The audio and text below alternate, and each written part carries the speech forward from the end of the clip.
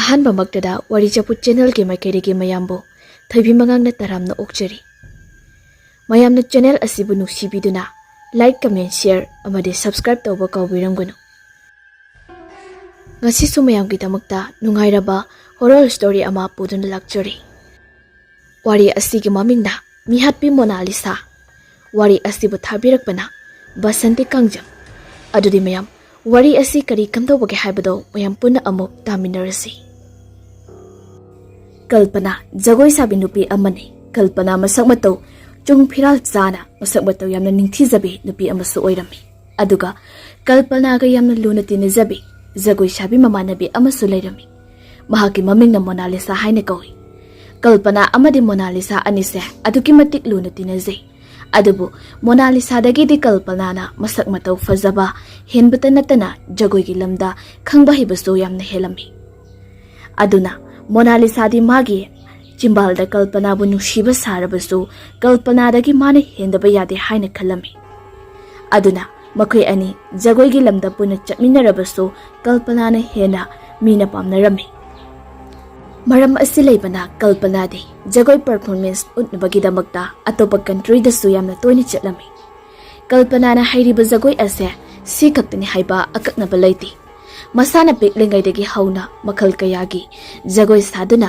ꯃꯤꯒꯤ ꯃꯇꯧ ꯇꯝꯗꯨꯅ ꯍꯧꯔꯛꯈꯤꯕꯅꯤ꯫ ꯑꯗꯨꯅ ꯃꯍꯩ ꯃꯁꯤꯡ ꯇꯝꯅ ꯇꯝꯅ ꯃꯍꯥꯛꯅ ꯄꯥꯝꯖꯔꯤꯕ ꯖꯒꯣꯏꯒꯤ ꯂꯝꯗꯁꯨꯃꯍꯥꯛꯅ ꯃꯈꯥ ꯇꯥꯅ ꯑꯗꯨꯃꯛ ꯆꯠꯂꯝꯃꯤ꯫ ꯑꯗꯨꯒ ꯀꯜꯄꯅꯥꯒꯤ ꯃꯃꯥ ꯃꯄꯥꯅꯁꯨ ꯌꯥꯝꯅ ꯁꯄꯣꯔꯠ ꯇꯧꯔꯝꯃꯤ꯫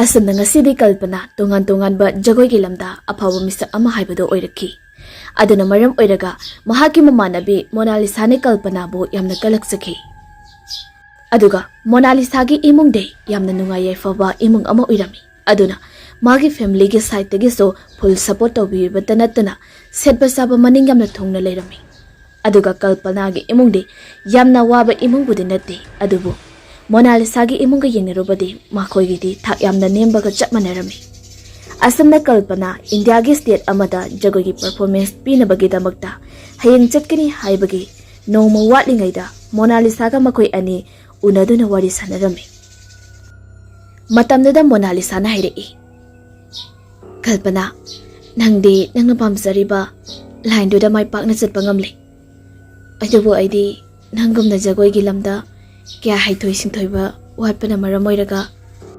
ꯑꯩꯗꯤ ꯖꯒꯣꯏ ꯇꯝꯂꯕꯁꯨ ꯆꯟꯅꯐꯝ ꯂꯩꯇ꯭ꯔꯤ꯫ ꯑꯗꯨꯅ ꯅꯪꯒꯤ ꯄꯨꯟꯁꯤꯁꯦ ꯑꯩꯅ ꯌꯥꯝ ꯀꯂꯛꯆꯩ." ꯃꯣꯅꯥꯂꯤꯁꯥꯒꯤ ꯋꯥꯗꯨ ꯇꯥꯕꯗ ꯀꯜꯄꯅꯥ ꯅꯣꯛꯐꯦꯠ ꯇꯧꯏ꯫ ꯑꯗꯨꯒ ꯍꯥꯏꯔꯛꯏ, "ꯃꯣꯅꯥ, ꯅꯪ ꯑꯗꯨꯃꯥꯏꯅ ꯍꯥꯏꯅꯨ꯫ ꯅꯪꯒꯤꯁꯨ ꯃꯇꯝ ꯂꯥꯛꯈꯤꯅꯤ꯫ ꯅꯪꯉꯣꯟꯗꯒꯤꯗꯤ ꯑꯩꯅ ꯍꯥꯟꯅ ꯖꯒꯣꯏ ꯇꯝꯃꯤꯗꯨꯗꯤ, ꯑꯗꯨꯒꯤꯁꯨ ꯑꯩꯅ ꯈꯔ ꯍꯦꯟꯈꯤꯕ ꯑꯣꯏꯔꯝꯕꯁꯨ ꯌꯥꯏ꯫ ꯑꯗꯨꯅ ꯅꯪ ꯋꯥꯈꯜꯗ ꯃꯥꯏꯟ ꯇꯧꯒꯅꯨꯀꯣ." ꯃꯣꯅꯥꯂꯤꯁꯥꯅ, "ꯀꯜꯄꯅꯥ, ꯑꯩ ꯈꯪꯉꯤ ꯅꯪ ꯍꯦꯛ ꯂꯩꯔꯤꯃꯈꯩ ꯑꯩꯁꯦ ꯑꯐꯕ ꯃꯤ ꯑꯃ ꯑꯣꯏꯔꯛꯄ ꯉꯝꯂꯔꯣꯏ ꯍꯥꯏꯕ꯫ ꯃꯔꯝꯗꯤ ꯅꯪꯗꯤ ꯅꯁꯛꯅꯁꯨ ꯑꯃꯗꯤ ꯁꯕꯥꯜꯅꯆꯤꯡꯕ ꯑꯋꯥꯠꯄ ꯑꯝꯇ ꯂꯩꯇꯦ꯫ ꯑꯗꯨꯅ ꯅꯪꯅ ꯍꯦꯛ ꯇꯧꯔꯤꯕ ꯃꯈꯩ ꯏꯄꯛꯇ ꯄꯛꯆꯩ꯫ ꯅꯪꯕꯨ ꯃꯤꯌꯥꯝꯅ ꯑꯗꯨꯝ ꯄꯥꯝꯅꯕ ꯍꯥꯏꯕꯗꯣ ꯑꯣꯏꯔꯤ." "ꯑꯁ ꯃꯣꯅꯥ, ꯅꯪꯁꯦ ꯉꯥꯎꯔꯕ ꯀꯩꯅꯣꯝ ꯇꯧꯔꯤ꯫ ꯑꯅꯝꯕ ꯃꯇꯝꯗ ꯅꯪꯅ ꯑꯩꯁꯦ ꯑꯋꯥꯡꯕ ꯊꯥꯛꯇ ꯑꯗꯨꯝ ꯊꯥꯡꯒꯠꯂꯒ ꯊꯝꯕꯤꯔꯤ꯫ ꯑꯩꯁꯦ ꯀꯩꯝꯇ ꯑꯣꯏꯗꯦ꯫ ꯅꯪꯅ ꯋꯥꯈꯜꯗ ꯄꯪꯈꯟꯗ ꯈꯟꯖꯜꯂꯦ ꯍꯥꯏꯕ꯫ ꯑꯗꯨꯒ ꯃꯣꯅꯥ, ꯅꯪꯁꯨ ꯅꯪꯒꯤ ꯅꯒꯨꯟꯁꯦ ꯌꯥꯝꯅ ꯋꯥꯡꯉꯤ꯫ ꯀꯣꯂꯦꯖꯀꯤ ꯗꯥꯟꯁ ꯀꯝꯄꯤꯇꯤꯁꯟꯗꯁꯨ ꯅꯪꯅ ꯑꯩꯉꯣꯟꯗꯒꯤ ꯍꯦꯟꯗꯨꯅ ꯃꯀꯣꯛ ꯑꯣꯏꯔꯛꯏꯗꯨꯗꯤ." "ꯑꯁ ꯀꯜꯄꯅꯥ, ꯑꯩꯅ ꯄꯥꯝꯂꯤꯁꯤꯗꯤ ꯑꯗꯨꯒꯨꯝꯕ ꯃꯆꯥ ꯃꯁꯨꯒꯤ ꯃꯀꯣꯛ ꯑꯣꯏꯕꯗꯨ ꯅꯠꯇꯦ꯫ ꯅꯪꯒꯨꯝꯅ ꯃꯥꯂꯦꯝ ꯁꯤꯟꯕ ꯊꯨꯡꯅ ꯑꯐꯥꯎꯕ ꯃꯤ ꯑꯃ ꯑꯣꯏꯗꯨꯅ ꯑꯇꯣꯞꯄ ꯂꯝꯗ ꯆꯠꯇꯨꯅ ꯖꯒꯣꯏꯒꯤ ꯄꯔꯐꯣꯔꯃꯦꯟꯁ ꯎꯠꯄ ꯉꯝꯕꯗꯨꯅꯤ ꯑꯩꯅ ꯄꯥꯝꯂꯤꯕꯁꯦ." ꯀꯜꯄꯅꯥꯁꯨ ꯇꯞꯅ ꯍꯥꯏꯔꯛꯏ, "ꯑꯗꯣ ꯀꯔꯤꯒꯨꯝꯕ ꯃꯊꯪꯗꯁꯨ ꯑꯇꯣꯞꯄ ꯀꯟꯇ꯭ꯔꯤꯗ ꯖꯒꯣꯏꯒꯤ ꯄꯔꯐꯣꯔꯃꯦꯟꯁ ꯄꯤꯅꯕꯒꯤꯗꯃꯛ ꯆꯥꯟꯁ ꯂꯥꯛꯑꯕꯗꯤꯅꯦ, ꯑꯩꯅ ꯑꯩꯈꯣꯏꯒꯤ ꯑꯣꯖꯥꯗ ꯍꯥꯏꯖꯗꯨꯅ ꯅꯪꯕꯨꯁꯨ ꯌꯥꯎꯅꯕꯒꯤꯗꯃꯛꯇ ꯁꯤꯜꯂꯛꯀꯦ." ꯃꯣꯅꯥꯂꯤꯁꯥꯗꯣ ꯀꯜꯄꯅꯥꯒꯤ ꯋꯥꯗꯨ ꯇꯥꯕꯗ ꯍꯔꯥꯎꯔꯝꯃꯤ꯫ "ꯍꯣꯏ, ꯅꯪꯅ ꯑꯗꯨꯃꯥꯏꯅ ꯈꯔ ꯁꯤꯜꯂꯛꯑꯣ꯫ ꯀꯔꯤꯒꯨꯝꯕ ꯅꯪꯅ ꯑꯗꯨ ꯍꯦꯛ ꯁꯤꯜꯂꯛꯄ ꯉꯝꯂꯕꯗꯤꯅꯦ, ꯑꯩꯅ ꯅꯪꯉꯣꯟꯗ ꯂꯨꯄꯥ ꯂꯥꯛ 1 ꯄꯤꯗꯣꯏꯅꯤ." ꯀꯜꯄꯅꯥ ꯅꯣꯛꯑꯒ, "ꯅꯪꯗꯤ ꯄꯩꯁꯥ ꯌꯥꯝ ꯄꯥꯏꯅ, ꯈꯤꯇ ꯄꯨꯖꯒꯦ."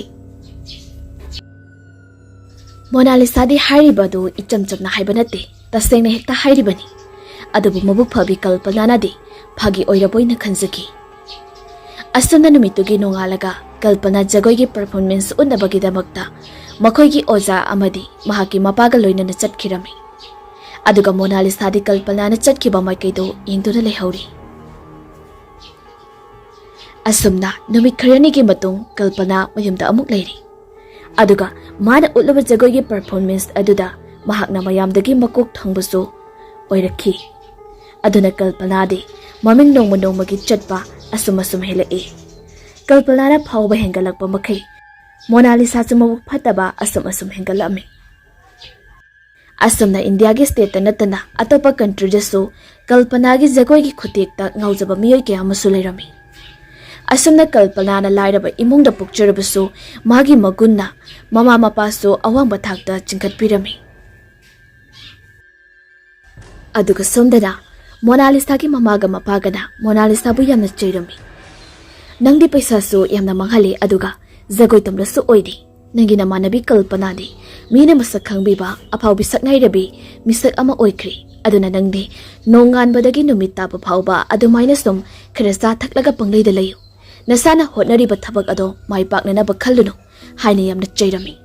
Matam aduda Monalisa do magi kada changlaktuna mahak hausi kari tawsige haina khalami. Adugi matung Monalisa Kalpana da call tawrai.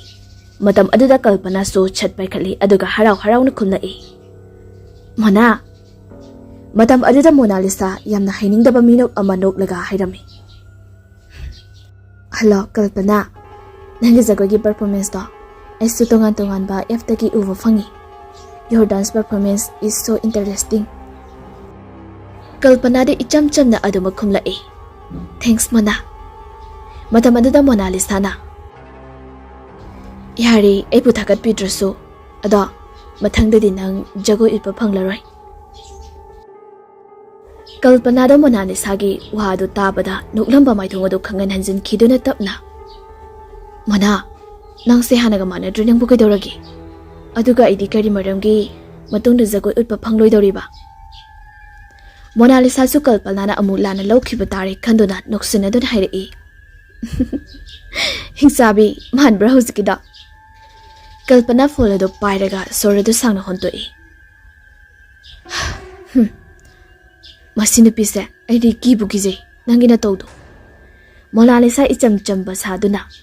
Is gizei gaina ado Kalpana yargadi mathangi nangi jagoi dupa chakkadaba leiradine. Nangi mahutta ayoina chatkeba. Nangamutu yanaba sinbiyoba. Kalpana amu hore magi hauna bise. Aina yanaba tawrake haidudi. Hoiba ado aisu khangeba aduna sum haibaniba aise yumda sum yuat abada loi aduna muktangdi nangi mo chilaga chatkeba asumna Monalisa na Kalpana gi maphamda anamba matamda mabu atopa country da oigera India gi state da oigera jagoi oiba chatpada magi su yanaba haibiyo haiduna ngarang sum gangtuna leirabada Kalpana tawfang khangdri. Aduna Kalpana su makoigi ozaduda fazna haijarami. Adubu ozaduna yaraktri. Maramdi mina pamliba ase Kalpana ni Monalisa nati. Aduga state amada oigera country amada oigera anyway. Jagoi utpa haiba si selgi mathau ngaktani. Aduda sunatana sel de araibadi maru oiribadi sagadawriba jagoi adugi maong matau khangdana kiramda Monalisa bu pugani. Adugi sumatakta Monalisa di ina kaira khunba imungi macha oibanina magi maphamda wangang thorak pamatamda thaksi kasi kya su yawramdi aduna oza aduna Monalisa bu nungsiba ngamlamdi aduga mingsat aibasu leibanina oza aduna Kalpana gi wafam adu yaramdi asumna matam khara leiraga Kalpana na haijaba henmanbadagi Monalisa bu India gi state amada jagoi gi performance utpagi damakta purami. Numit aduda Kalpana su yauna chattuna makoi animak jagoi gi performance aduk pirami. Matam aduda Kalpana na Monalisa na miyam mamangda amuktang makok oirakpado pamjai haina. Haibaduda numitugi oina Kalpana di magi jagoi gi performance ado fazana ulamdi. Haibadi Monalisa na hendokri. Madu tanabasu Kalpana na sinkirami. Matam aduda makoigi oza aduna Kalpana da jagoi sabada onataina sarakliba amadi tan kairakliba karigino haina hanglami. Adubu Kalpana na Ngasise mahak masa yamna nungaiti makok yamna ngawi oja haiduna khumlami. Asumna numitugi oinadi MONALISA na jagoi makok thangba oiduna mana laurami. Asumna makhoina bayumda halaklaba matamda MONALISA na magi mamanabi Kalpana bu thangat kadra hairaga napal tawba wahi hairaklami. Kalpana aina haidra aisu atopa mafamda jagoi ulabadi soidana makok tarakani haina. Aduna ngasidi aise mina masak khangbiba haibado oirakadawri. Kalpana yam sume mana ada nahan aina jagoigi performance fazana utkirabadudi nangi khalaga pikirabani maramdi nangdi adumna amukta chatlaga performance so pidabani nane aina nangbu nungsibagidamagta nangbu first tahange haiduna singkibani ada yam nungairi ibani di amatani chatliba khongchatsi aduna nangna mana laurokpase ayam harawi. Kalpana gi wadu tabada MONALISA do khangsaw sawgalai. Is aina jagoi fazana sabagidamagta mayamdagi makok thongba oiraaga aibu nangna hanthaba wanga ngangine. Ase haiduna Kalpana bu laktana ilami. Kalpana sulaimai khangtu tusili. Matam aduda MONALISA na masoikre haiduna Kalpana bu amuk chingkhat pirami. Matam aduda Kalpana so tapna haugatlaglaga mafi marolado fatfat kantholaga haira ami. Mona ai ngasi dinengi pukchel chapchana khangli. Aduna thabak ama tawba matamda mingonda soikre haina amu haigadabagi saruktane. Thabak to tawdringai da hana unna wakal khalaga tawba tamo. Phari ngasigri ai chatlagi matungda amu thengnarase. Asi hairamlaga Kalpana do chapkhirami. Aduga MONALISA so tumina adumo leptuna lehorami. Asumna MONALISA mikuk khara tumina lepluraba matungda asumna haihowi. Kalpana ngaside nangna aibu fazana ikaiba piri. Kaidi kimta kaidi adubu nang chikshilo nang nomadi shoidana khanglakani MONALISA ese kayamu yamna tamthiba mino haibado. Asumna numit adu so hokri. Madugi matung tarakpada Kalpana na magi oja aduda asumna hairami. MONALISA ga maga makoi ani jagoigi performance piba numit aduda tan kaibada natana niyom chumna jagoi sthakidabado MONALISA gi damakta khallaga tawkhibani aduna aibu gakpiyu haina haijarakhi. Aduga ngarang MONALISA na mangonda ulakhiba maong mataw aduso loina tamlamki. Kalpana gi wadu tabada oja aduna asumna cheira ami. Kalpana nangbu ngawrbo nanga migi khalingai dana sagi kemta khandri gaigino. Aduga MONALISA hairiba nupi masase yamna singba miyoini. Aduna ne mahangna nangbu kaitaw nungda nungsibiranggadaba nate. Nangbu marai sai tharaknabagidamagta khallaga leiranggadawribani. Aina wafam ase nangonda hairibagi maramdine nangna leirakliba wari kharado taraga aina magi maguldo lepangami. Aduna matung tarakpadadi nang maga kairungda loinaganu. Asumna ojaduna Kalpana gidamakta haibirami. Madugi matung tarakpada Kalpana MONALISA ga punkhidri. Phone number phawba kakri aduga MONALISA na su Kalpana da call tawrakhidri. Asumna mabani matam khara lapnarami. Adubu Kalpana na di mabuk phabanina ngehak sauningbagi number ado kakhrabaso MONALISA gi number ado di chinpha pubanina amuk nongna number ado namlaga save tawsilami. Madugi matung nongma Kalpana do nupa amaga loinana college ki gate ta changminarakpado munana urami. Adubu Kalpana na changminarakliba nupa ado pakhangni makoi gi college ta oja oina lakpa kuidribani. Hariba oja aduna MONALISA na yamna pamjabani. Adubu Kalpana ga loinana changlakpado ubada mahaki wakhalda khudong saba phangle haina khanjarami. Asumna Kalpana ga college ki oja aduga yamna toina wari sanaba amade Kalpana bu thindok thinjin torokpa adudadi MONALISA do yamna kalakpa phawrami. Aduna nongmadi MONALISA do yamna thajadana Kalpana hoida laami. Kalpana so haraw harawna adumak oklami. Aduga makhoi ani punna changminarakduna Kalpana gi kada phamlami. Matam aduda MONALISA na hairi. Kalpana aina ngonda wamta haigi haiduna lakpani. Ekta hayo mana kaino.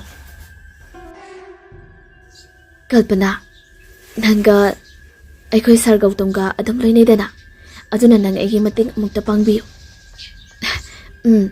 Aina ngamba oiradi soidana pangi hairo kaido. Monalisa tapna hairami. Sir Gautamda, aina yam nushiri. Aduna nangna mabu aigi oina amta haibiyo. Kalpanado Monalisa gi wadu tabada kera yaninglamdaba matau uttuna hairei. As Mona, aidi ichamchamna sarga loinabani. Aduna wafamado matau kiramna aina hairugani. Mona, nang engonda saugano. Wafam adugi matangdadi nang nasawaina dum haizau. As Kalpana, nang magade dum loinabani na nang nahairadi ma soidani yarkani. Mona, ahina kari oiduda wafam ado hairuba matamda wana harau harau yaroktoino. Aduna sigi matang sigi oiradi ay yaujararoy. Nakoy nasana sa dum hainazaro. Asamna numito haukirami mathangi numini. Kalpanaga Gautam ka loinana college ki gate leptuna wari sanarami. Matamada Gautam suyam na noklami aduga Kalpana suyam na nokli. Adubo ani edu na nokli ba adugi maramdi karino haibadi khanglamdi. Matam aduda Monalisa su college lakpaga mapasanaradu na Gautam ga Kalpanaga anina nokli ba adu mana ngarang hayo hairakkiba wa adugi matangda oirangani khanduna yam sauna college ta sangkhirami. Asumna nung mahaukirami. Adabo Kalpanaga Gautam gadi jamna sum loinarambadagi chanana nusinaraklami. Aduga makoy anigi wari duso Monalisa na khanglami. Matam aduda Monalisa gi wakalda yamna fataba wakallon amakak senba horaklami. Madude Kalpanana magi punchi khongchat asida ayetba adum oire haina. Asumna Monalisa di Kalpanabu halaga Gautam se magi oidaba yadi haina khanba horaklami. Aduga Kalpana so Gautam gi mafamda mahak nongmani nede college la aroi jagoi gi performance piba chatkani haina hairami. Somdana sanariba wari ado Monalisa na sulona tarami. Asumna Kalpana numitu matomda college ta gi hala ami. Ngahan khiri Gautam na adum thilakpani. Adabu ngasidi Kalpana da yumda ngana handaba yadi haiduna hankibani. Asumna lambi langna Gautam ga suwari sanakibani. Adabu numit adudagi Haurega Kalpana de adumak thiba phangkhidri. Asumna Kalpana na thiba khangdrabada matam adudadi Kalpana gi mama mapa ado angaubi ga chap manarami. Aduga Gautam so Kalpana bu karai da leirangani khanbada tawfum khanglamdi. Aduga somdana Monalisa gi mama na Monalisa da Kalpana do thiba khangdre haina hairei. Kamaina tawrino haina hangla ami. Adubu Monalisa su yamna pakhatna hangba chatlusi haiduna hangbu chatlami. Asumna nong mahokiduna Kalpana thifam khangdana leirakirami. Aduna thiba yaba thiri hangba yaba hangli adabu kanana su Kalpana bu ui haikidri. Madugi matung tarakpada haujikti Monalisa do jagoi gi lamda khongdaba hauraknami. Nongmagi numit amada Monalisa college ta hatu laami. Matam aduda misu yamna tilami. Adabu kadamdagi no khangdana nupi amagi khunjalda kauraknami. Mona Monalisa su taraduna mamai adu stat laithorei adubu leiriba miyoising adudi magi mathau tawduna leirami. Aduna Monalisa do mangonda hauji kaurakibado kanano haina ngihak khanjanarami. Asumna numitu so haukri madugi matung tarakpada Monalisa Gautam gi manakta asum naksinba hauраklami. Aduga Gautam su Kalpana gi maramda Monalisa da yamna toina hanglami. Monalisa sumana kharaga Gautam gi nakta leiningbani khudong chaba phangle haina khalami. Aduna Monalisa gi chimbalda nungaitabagi wangang ngakta nganglami. Aduga maithongdadi yamna harauba phawrami. Asumna Kalpana gi maramdagi makhoi ani sumsum naksinarakpana Monalisa na Gautam gi maphamda nungsiba mataw kaya ulami. Numidangi matamni Monalisa Gautam bu ningsinglaga maithongda momon ga tawrami. Aduga masindasu asumna hairami. Aina pangthoki khankhiba thaba amata ngasi phau pangthoktaba yauraktri. Aduna Sir Gautam nang sinongmadi soidana Monalisa aigi oiba haibasa soidrabani. Adumna leiringi chairik aduda Monalisa gi kada ngaliba mai ado mutkirami. Matam aduda Monalisa do mamabu kaurei. Ima mai mutkre. Matam aduda Monalisa gi mama khumlai. Hoi ima lae. Aduga Monalisa gi phone ado phamungduda leikibani. Aduna Monalisa na magi phamungda tamna Makong ado tapna thangraga changsinduna masado haifet nontharaga phone ado koilam lamduna thirami. Matam aduda Monalisa gi phamungda mi ama hiptuna leibagum magi makutna thenglammi. Matam aduda Monalisa di magi phamungda leiriba phaizup ado oiraboi khalami. Aduna amuksu makutuna hanjin thenglaga yenglami. Matam aduda mi gi makhong manba posak amada thenglubagum tawi. Mi gi masam manbada nana lauba samkhirap hek pairubagum su tawi. Matam aduda Monalisa do khangpre hek khangi aduna magi phamungdogi phamangda leplaga mamabu koikau hekora ami. Matam aduda Monalisa gi mama ado mai puraga changla ami. Ibima nangbu kaidorage? Monalisa do chap yungna leplaga magi phamungdoda makutu thenduna hairi. Ima aigi phamungda haujida mi ama hiplaba leibugum tawkhibani. Matam aduda mamana karino ne harisiba asumna tawnaringe aduda maisu amu laktuna punghan ngalami. Matam aduda Monalisa magi phamungdoda yenglaga hauze mana makhuna lamduna thengna khiba mapam adu mana khanjinduna yengba matamdadi hairiba mapam adudadi karimata leiti. Magi phaijubdusu khoyada thuplaga leiri. Madu ubada Monalisa do gyanga mangi. Mana haujikta thengna khiba posak adubu kari oirabunu haina. Asumna numitu ahengdusu Monalisa tumthaba yaramde wakhaldo mon khanduna leirami. Asumna numit humni haukhirami. Madugi matungda Gautam Monalisa garasu unarami. Matam aduda Gautamda college sang naina karaktabase karigino haina hanglami. Matamduda Monalisa na khumi. Ay handakse isa kaya nuwaiti adunani. Ado sir, ay sir da wa mahaido ko. Gautam, hayo kay wano. Sir, nasi haido ba natida? Nung mahaigi. Oh, ado fari, ay suzakragi. Ado kalpanagi ipawdi adong kang mangamdre ko. Ngamdre sir. Asam na Monalisa mayam na hala ami. Adobo, mahal na mayum yorok pa matamdadi. Magi table da layriba po chasing ado. Isa-isa ito nilayrami. Madu ubada Monalisa, mamabu kaurduna. Magi kada sayriba si kanana no hanglami. Matam aduda mama na kumlai. Karino niya, nangi kada di kanamta sangda bani. Kamay na bu saydaw riba no. Monalisa saurap na. Changlam na rehe. Mi changda na buka si kanana lakto na saydaw rigi. Asam na Monalisa isaw lang duna magi kado lo shilami. Matam aduda magi kang kamaka aduda igomba manba. Angang ba machugi nang lauraba drop amani taduna leramli. Madu ubada Monalisa ado matom takali. Magi ka asita kadaydagi ino haina.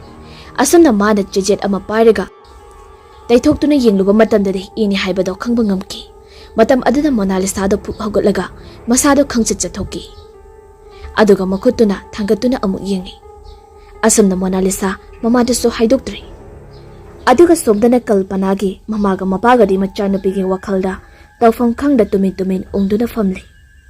Asam na numidangi matam su oiraktuna mahay tumba changnarami. Matam aduda Monalisa su tumba changlaktuna magi phamungda kakatuna hiplami. Matam aduda mahag tumba yadaduna masado nagyet on-onduna hiplay. Adumakna mikap kharagi matungdadi Monalisa do mamito tapna uithakirami. Madugi matung pungkhaimuk leiraga Monalisa do amuk yawalaklami. Matam aduda Monalisa gi hekna kanda nupi ama hiptuna leirami. Aduga Monalisa do masado yawalaktuna nupi adugi masada makut aduna haipet konsilaga amuk tumli. Monalisa tumna mahag gyala ami. Maramdi ngasay mana tumba changlakpa matamda magi ka asida kanasu lehawdabani adobo hauzik mana konduna tumliba misak asina kanano haina khalami. Aduna Monalisa mamit adu tapna pangthoklai. Matam aduda amuba samlang khara maithung aduda khomjilaga joina taraga tariba samlang adugi maraktudagi khara mamit lautak toba mamit ani aduna Monalisa da yengduna leirami. Matam aduda Monalisa do khamprek khangladuna masado phuk hawgalami. Aduga ahuba khonjalda ima haina amutang korumlaga madi magi maithong ado makhutuna khomjilaga kaptuna leirami. Asumna athengba ahing aduda machanupi na lawrakpa aduda Monalisa gi mama dusu taraduna machanupi gi kada chinsila ami. Matam adada Monalisa do kaptuna lerami. Asumna Monalisa na mamagi mafamda hauziki wari ado liraklami. Madugi matung mama macha anido pudat tuminarami. Mataw asum tawduna nongmagi hawkiduna kalpanana thiba khanglakna leirakibasi chahi ani suraklami. Aduna asum kushalaklabanida kalpanagi maramda ngangnaramba saknaramba kaya ado hauzikti tumina leinakhiri. Madugi matung numito Monalisa Gautamda phone tawraami. Gautam sa phone ado paikhatuna. Mona, kay leire? Sir, ay sir gamtang unaningi. Gautam di Monalisa na unasi hairagpa aduda kalpanagi maramgidamakta hairagkadaboy khalladuna haraw na ikumlai. Hoy, ay lagi. Asum na Gautam do phone ado thamkri. Matam aduda Monalisa su Gautamga unarari khanduna yamna haraw jarami. Madugi matung ngihak leiraga Gautam na phone tawraami. Monalisa su Gautamgi phone lakpa ngairibani aduna phone ado sat paikhatli. Gautam su phone ado hek paikhalakpaga. Mona, ay nakoy thonggal dali. Asam na Mona su tholaktuna makoy ani mafam amadala ami. Madugi matungda ani ado phaminaduna wari sanarami. Matam aduda Monalisa na Gautam bu nungsi haina phongdoklami. Adubu Gautam na Monalisa da adugumba ahenba wakal khandanabasu hairami. Matam aduda Monalisa na hairami. Aidi nangbu yam nungsiye sir. Asam na numituda Monalisa na kapsinaduna Gautam gi thamoibu khudum chanba ngamkhiduna numitu maktada makoy animak chenkirami. Madugi matung matam khara leiraga makoy ani ado lohonglami. Asumna matay manaw ani do yam nungsi chanana leirami. Nomagi numit amada Gautam ado thabak sathoklubbagi khare thengna halaami. Matam aduda Gautam na mayum changlakpa matamda makoygi mangolda nupi ama phamduna leirami. Madu ubada Gautam di magi nupi oiraboy khalladuna asumna hairaknami. Nangdi hausi phawa tumdribro ai ngairo. Lao imungda sangasi. Asi hairamdana Gautam imungda sanglakami. Adubu mana magi kada sanglakpa matamdadi Monalisa da tumduna leirami. Madu ubada Gautam ado yamna ngakna magi nupida yenglami. Aduga mapanda khonglei thona chenthораktuna amok yenglami. Adubu nupi adudi adumuk leiramdri. Asumna Gautam imungda amuk sanglaktuna magi nupibu hawdoklami. Mapuroy bana kauribado taraduna Monalisa su hogalai. Mona, nang natro hausi mapanda famlaga leiramido. Aidi ngasaidagi mapanda thokti adham tumnaga leirisidi. Asumna matay manaw anina ngaksana na leiringai chairak aduda makoygi thongado mi amana nomlaga hanglakpagumna thonggi makol ado tamna tapna gega tawduna hangba hawraklami. Madu ubada matay manaw anido haifet yengnarami. Asumna tawnaringai chairak aduda laini khangde mini khangde migi maong manba nupi ama thongzil adugi mapan aduda leplaga mami amakhak urami. Madu ubada Gautam ado yamna yengningba ama phawraklami. Hairiba tanza asida ayingba nungshitki sawum amaga loinana liri homba hawraklami. Matam adada Monalisa su mapuroybaga loinana thongzil adugi manakta changsilami. Matam aduda nupi ama masamanaga do isang sangladana tung onthoktuna leplaga leirami. Madu ubada Gautam amadi Monalisa anido haifet chingnabadi phawrami. Matam aduda Gautam na hanglai. Kanano duda leplibina hakpo. Hanglakiba wadu tabada matung onthoktuna leiriba nupi ido mamit anido pangthoraklaga asawbagi saktam amada leirami. Gautam amukasu hanglai. Aduda leplibina hakpo kanano kay haigi habano. Matam aduda Monalisa di matang sadana numidang asida makoygi thongzin mapanda leplibi nupi ase mini haibadi khalamba ngamdri. Aduna mapuroyba pambum aduda kunsilaga yamna kiba maongda lalat tawduna hairai. Sir, sidi mi oiramgadaba mandi. Gautam su chingnaba phawraami. Asumna kanano haina hanjin hanglami. Aduga makhongado tapna thangduda nupi adugi manakta changsinba haurai. Monalisa di adumak leptuna leiri. Matam aduda akan manungsitki sawumga loinana matung onthoktuna leplibi nupi ado lukthaduna mamai ado tapna leithorokpa haurakami. Aduga Gautam da onsinduna leplami. Madam aduda Gautamsu thanglamba khongthang ado chop leplaga lei. Aduga nupi adusu lukthariba maithong ado tapna tapna nongkhalaktuna shideba nushiki sahum aduna amuba samlangsing adusu humdokhiduna tunglomda ipha phana taraduna koipai paiduna leiri. Nupi adugi maithongdu ubada Gautam amadi Monalisa anido khangprek khangladuna chapmanaba khonjalda Kalpana haina kaurai. Matam aduda Kalpana so mamit ado Monalisa da warawi haiba takpagumna miying ama yinglai. Aduga Gautam de Kalpana ado ubada asam hanglai. Kalpana, nanan bakai kadai da lerugi. Kalpana so Gautam da adumag yinglai aduga miludagi pirang ihauraga tapna. Sir, Gautam sumatam kuina urudraba Kalpanagi nungsi saktamada ubada harauba nungaiba anina thomat khiduna masu pirang marik kharadi ihaurai. Aduga Monalisa de Kalpanabu ubada masado kibana lori aduna mapuroibabu Kalpanagi manakta changsilodana ba hairami. Matam aduda Gautam na Kalpanabu imungda changlao haina hairami. Adubu Kalpana na hairai. Sir, ai chatlage. Kalpana, nang kadai sa toino. Lao, imong di sang o. Sir, ay sinakhoy kinarakta, layba yadri.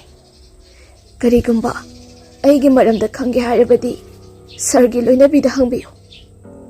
Asi haram laga Kalpana do, mapam aduda una-una mangkirami. Matam aduda Gautam na Monalisa da, Kalpana na haram ba do, karino hain hanglami. Matam aduda di, Monalisa na masu khangde haina khumla ami. Aduna Gautam ga Monalisa ga matai manaw ani ado ngihaktang aduda khonjal kana wado hainari. Adubu Monalisa na ma khangde haiduna adumak chelami. Asam na matai manaw ani do ningai sangdana rakpadagi Gautam na Monalisa bu khupak na thaduna hairami. Nangna tasing na khangde. Nang tasing na khangde. Tasing na nangna khangdaba oiramabadi phai. Khangna engoda minamba oiramlabadine. Nang apaboy. Asi haiduna matung ontholaga sauna leplingai tanja aduda Monalisa do khantha ngamdraba magi wakhalna mi loina khangnerak patari khanduna mapuroi babu hatlagi matagum makhoi kada leiriba thang macha ado pairaga Gautam tamna changsilaktuna Gautam gi matunglomdagi thindogi tawraklami. Matam aduda Monalisa gi matunglomdagi kanano khangdaba misak amana Monalisa gi masam ado pairaga laktuna jingthoklami. Matam aduda Monalisa do khonjal thongna laurai. Gautam sat onthorei. Matam aduda Kalpana do leptuna leramni. Madu ubada adum khangli Kalpana se asiba thawaini haiba. Aduga Gautam do Kalpana da yingduna. Nang asiba thawai. Kalpana so. Mari. Ai se asiba thawaini. Sir. Adu haidiga Kalpana do kablai. Aduga Monalisa su Kalpana da mabu thadokpiyu malan kre haiduna hairami. Kalpana su yamna sauna asumna hairai. Mona, nangdi yamna phattaba mini. Ai hatpadagi hendoktuna nangi na puroiba phauba hatnabagi thorang ngambi nangse. Nangodagi hena phattaba mi amamu leite. Gautam su bab tarami aduna Monalisa da yengduna. Oh, nangmakna. Monalisa su Kalpana na pairiba masamado thaduragli aduga mana pairamliba thang macha adusu lemaida thadakhirami. Asamna Monalisa na haukiba matam amada Kalpana bu kalaksakiba amadi mana Gautam bu nungsijakhiba aduga Gautam na Kalpana ga loinakiba hairiba mayam ase mathang wari lirakki. Aduna Gautam ga Kalpana ga unakhiba numit haibadi Kalpana na numit kharani College la aru jagogi performance pigadaba lei haina wari sakhiba numit aduda Monalisa na su tahauraduna Kalpana na matomta mayumda halakpagi lambida thattuna Monalisa na Kalpana bu yamna nungsiba saduda mi amada unarusi haiduna pukhi. Kalpana su magi mamanabiduna adumna hairabaduda yamdi kuiragrisi haiduna ichamchamna chatminarami adubu Monalisa na Kalpana bu asukpa mafam amada puraga lakhi. Monalisa gi mata wadu ubada Kalpana karigidamakta asuk lapna laklibano nangda mi unani haibado kyang watlibaki mafam aside misu amata leite aduga aidi yumda su pochai losingadaba yamna leihori haina hairami Adubu Monalisana mafam asida mi ado lakani aduna sida jenthariba ising ijel asigi manakta phamaga potharaga leisi mi lakpa ngaiba oina hairami. Kalpana na sumadomta amu hankhibado pharak tagadabagi Monalisana hairibado wafam adude mahaksu yaraklami.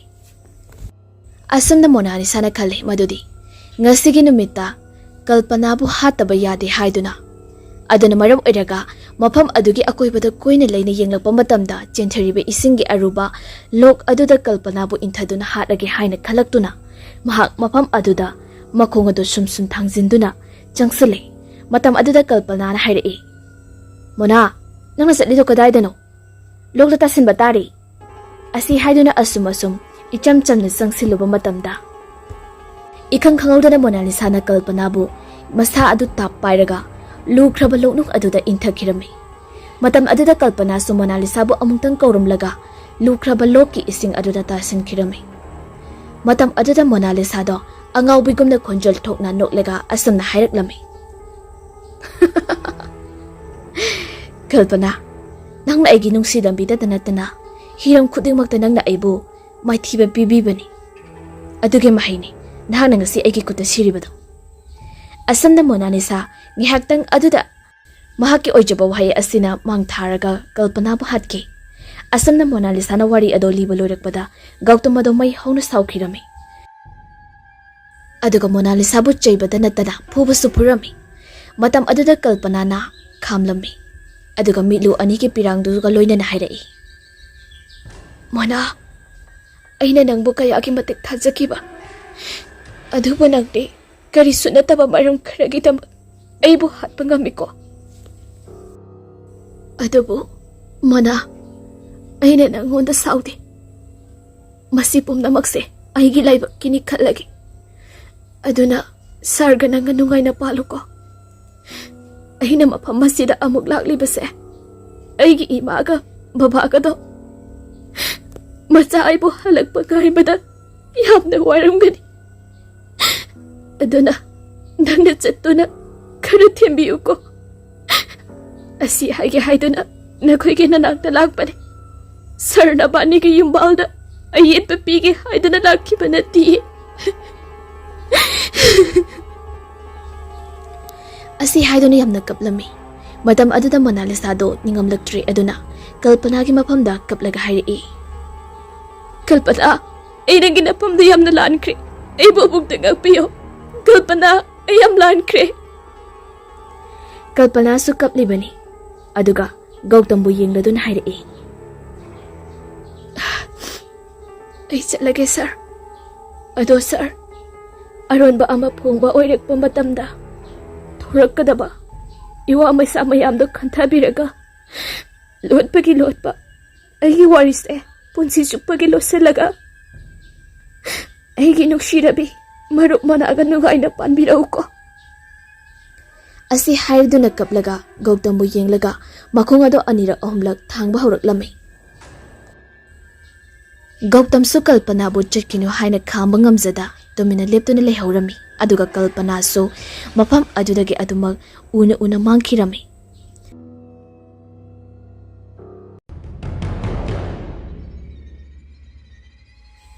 matang asida wari asi loijari asoi aran yaukhrabasu wari asibu tabiriba mayamna ngakbi haina ayibiki maikaidagi haijari